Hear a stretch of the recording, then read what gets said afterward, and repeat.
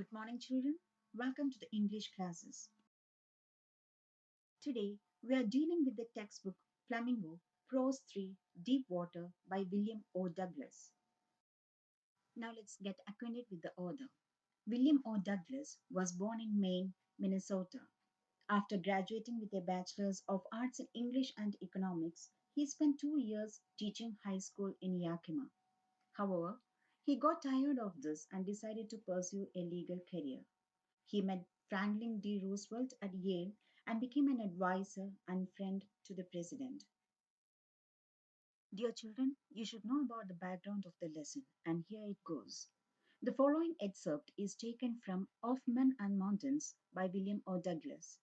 It reveals how, as a young boy, William Douglas nearly drowned in a swimming pool.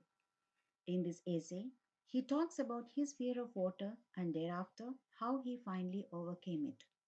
The autobiographical part of the selection supports this discussion of fear. Now, let's have a look at the theme of the lesson.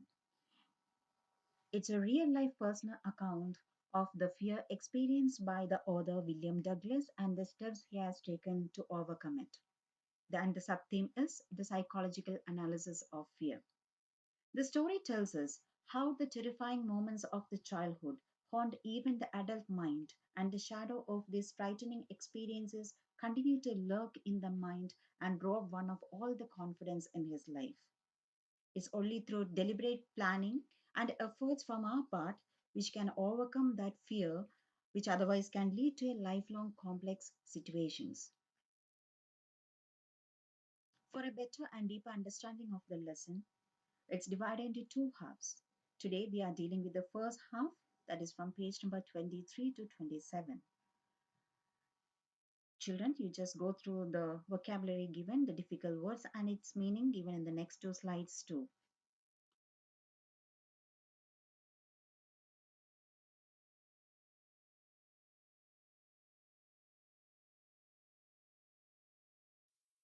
Okay, students, hope you have gone through the words and its meanings. Now let's go for a detailed description of the lesson. And it's better to read the textbook paragraph wise and then listen to the description given. That will be much more effective, I think. So, students, let's begin. William O. Douglas had a desire to learn swimming since childhood. William's mother warned him not to go near the Yakima River because it was very treacherous, and she has already discussed the various incidents of drowning that has taken place in the river. At the age of 10 or 11, he decided to learn to swim with water wings at the YMCA pool because he considered it as safe as the pool was shallow at one end. Though he did not like to wear the swimming costume, which exposed his thin legs, he was keen to swim, so he gave up his self respect and started wearing it. Next, the author narrates how he had developed an aversion to the water. At the age of 3 or 4, his father took him to a beach in California where he was knocked down and buried by a wave. This incident filled terror in the young author's heart. And when he went to the YMCA pool for the first time, the fear of water resurfaced in his mind. But he gathered confidence by watching other boys swim and tried to copy them. He had done this twice or thrice at different occasions and had started gaining confidence when the incident happened. It was a terrible incident in his life that he had a narrow escape from death.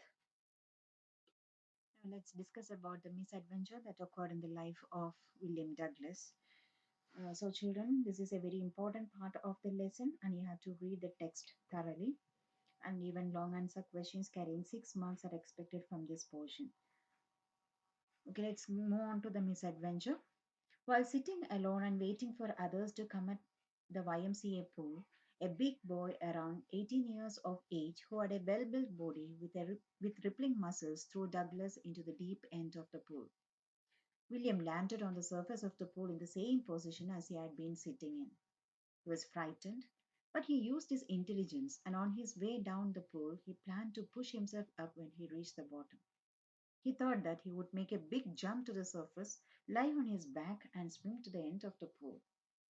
And stark terror seized him. But contrary to his expectation, William took a long time to reach the bottom of the pool. It seemed that the depth was 90 feet instead of 9 feet. He could not hold his breath and felt as if his lungs would burst. When his feet touched the bottom of the pool finally, he gathered all his strength and jumped upwards. But his movement upwards was slow, and when he opened his eyes, he saw water all around, which was yellowish in color. William got scared and tried to grab something, a rope which would help him reach the edge of the pool, but he got nothing other than water. William was at a loss of breath and tried to scream for help, but no sound came out of his mouth. When he came up the second time, William waved his hands at the surface of the water for help, but he swallowed water and choked himself. He tried to pull his legs up, but they were very heavy and lifeless. He felt that something was pulling him down towards the depth of the pool. He screamed, but his voice did not come out of the water. Once again, William started going down towards the bottom of the pool. He tried to breathe but gulped water instead. The light went out as he drowned again. He stopped making efforts to save himself. William relaxed, his legs became lifeless, and his brain experienced a blackout. The fear ended. He did not panic. He became quiet and experienced peace. He was not afraid of drowning anymore. He felt sleepy, was tired to jump up, and felt nice as if he was carried in his mother's arms. He crossed to oblivion.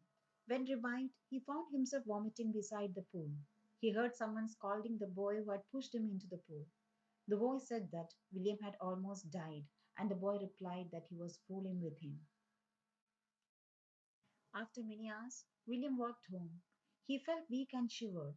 He kept on crying as he lay on the bed. He was unable to eat food. The fear kept on haunting him for many days.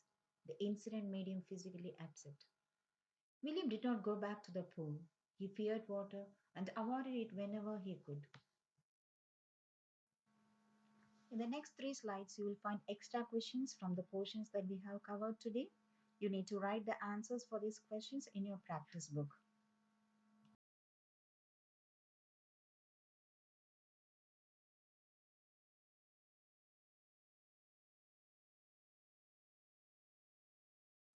You can copy down these NCERT questions and answers into your practice book and start learning it.